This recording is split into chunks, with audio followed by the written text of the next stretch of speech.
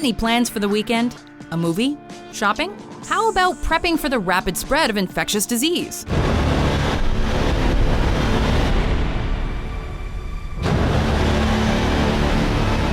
Welcome to WatchMojo.com, and today we're counting down our picks for the top 10 ways to survive a pandemic.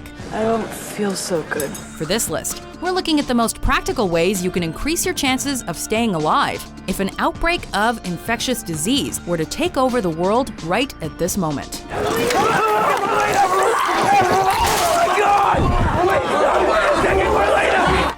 Number 10. Avoid airports and public transportation. You can toss that Groupon you're hanging on to, because a first-class ticket ain't gonna get you away from a pandemic. In fact, it'd more likely be a ticket to hell. In 2010, an MIT engineer developed a computer simulation to emulate the movement of a pathogen inspired by the real-life itineraries of passengers stopping at major U.S. airports. Using virtual infected travelers, the model showed that JFK, LAX, Honolulu, San Francisco, and Newark Airport would be the top 5 perpetrators in spreading disease. But of course, this concept applies to all major types of public transportation worldwide.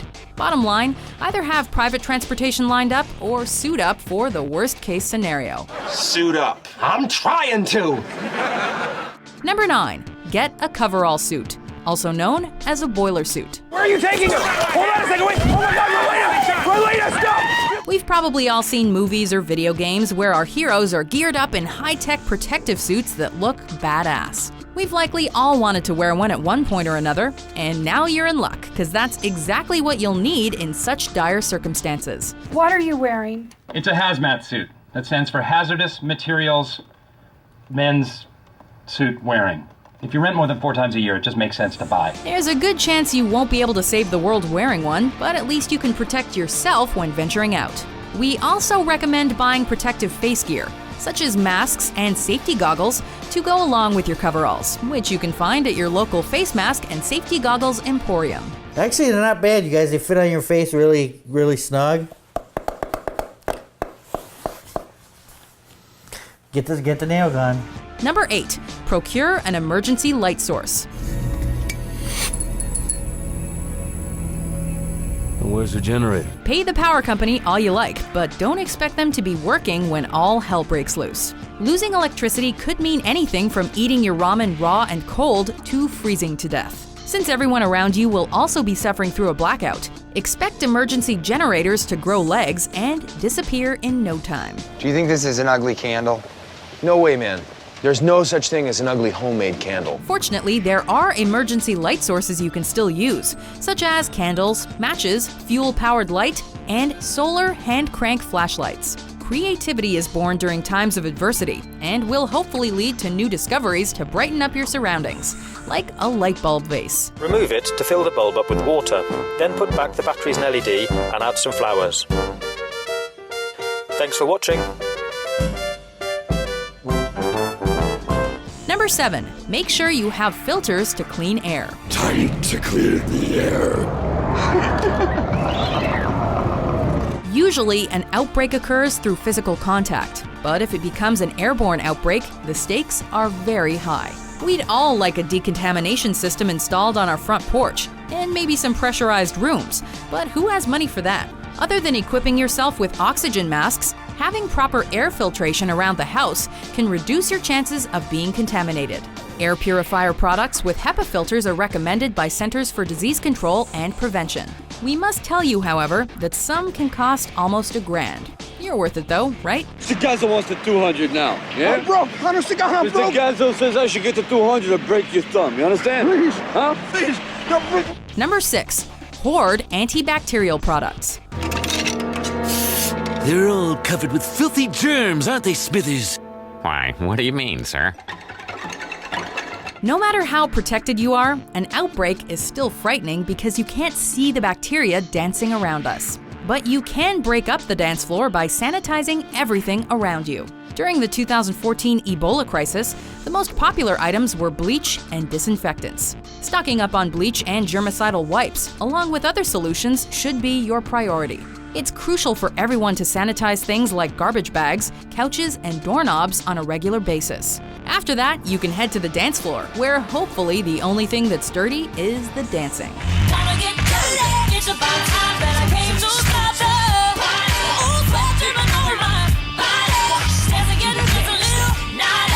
Number 5. Have a good communication device. Rick, you copy? Anybody? Can you imagine being the last person to find out that the world went back to normal? Thankfully, we live in a time where everyone is connected through a global network, and as such, we're able to keep up with current events. The easiest just got easier. Instant messages. I can customize my email. My niece sent me a picture. If you have a phone line, you can be online. It's the easiest way to keep up with old friends. But in the event that our internet providers flee for their lives, everyone should wipe the dust off their old communication devices. Calls will not be answered. Whip out that corded phone, toss one of your walkie-talkies to your buddy, and tune in to the emergency channel with your radio. Good morning, Vietnam! More importantly, make sure to turn that volume knob up in case help is on the way. Turn up the volume!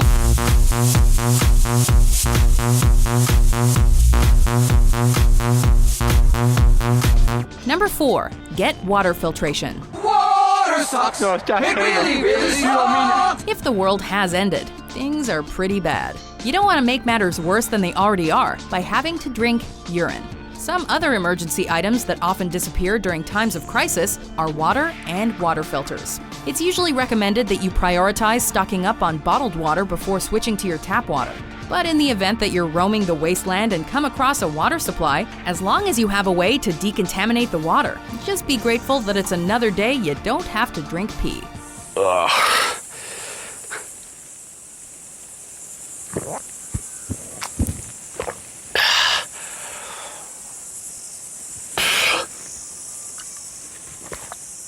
God, there's no getting away from it. Number 3. Wash your hands. The average person touches their face 2,000 or 3,000 times a day. 2,000 or 3,000 times a day? 3 to 5 times every waking minute. In between, we're touching doorknobs, water fountains, elevator buttons, and each other. Everyone should be doing this anyway, whether or not there's a pandemic. One of the best ways to prevent sickness and the spread of germs is to wash your hands with soap and clean water. Soap and water does the trick to keep them clean all day. Researchers in London have estimated that if everyone properly washed their hands, 1 million deaths a year could be prevented. And a large portion of foodborne disease outbreaks are caused by contaminated hands. So wash your hands for the love of humanity, in sickness and health, good times and bad.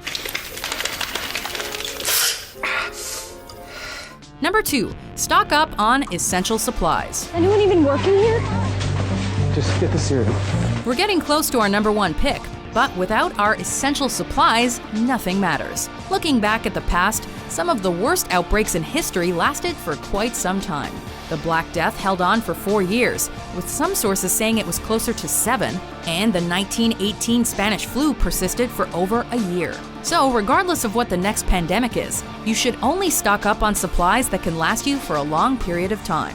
Don't plan on buying perishable products or having some barbecue with your neighbors. Instead, go with the MREs, meal ready to eat. Fresh.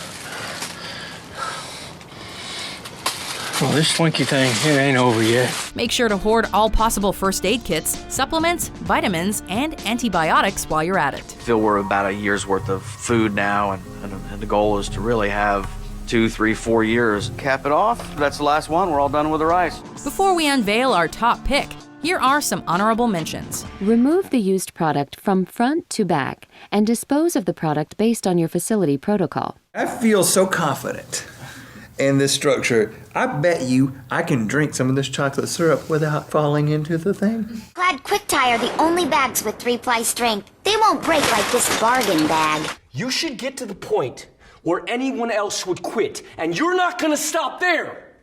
No, what are you waiting for? Do it! Number 1, live in isolation. Once you've stocked up and prepared for every possible eventuality, it's time to head inside your vault. It's only a matter of time until everything goes back to normal, we hope. Till then, wherever you might be and whoever you might be with, enjoy the moment. Health experts and officials usually advise staying indoors during any outbreaks, so this is what you should be doing. If situations occur necessitating that you go outside, avoid populated areas and make the least possible contact. Lastly, keep your hopes up and try not to go crazy. Well, you can rest assured, Mr. Ullman, that's not going to happen with me.